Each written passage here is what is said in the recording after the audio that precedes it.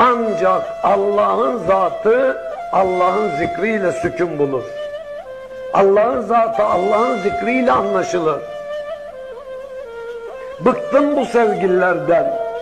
Kimi sevdim firak eder, kimi sevdim terk eder. Dostum dedim düşman oldu, karım dedim öldü gitti, kızım dedim ele vardı. Edebiyat yapmayayım, hepsi gider. Gitmeyen Allah'tır, bitmeyen Allah'tır.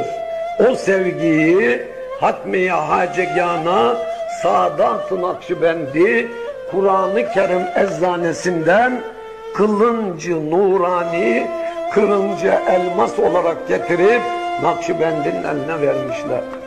Ya Rabbim bir kılınç ver, her sevgiliyi kessin. Ya Bâbi entel bâbi.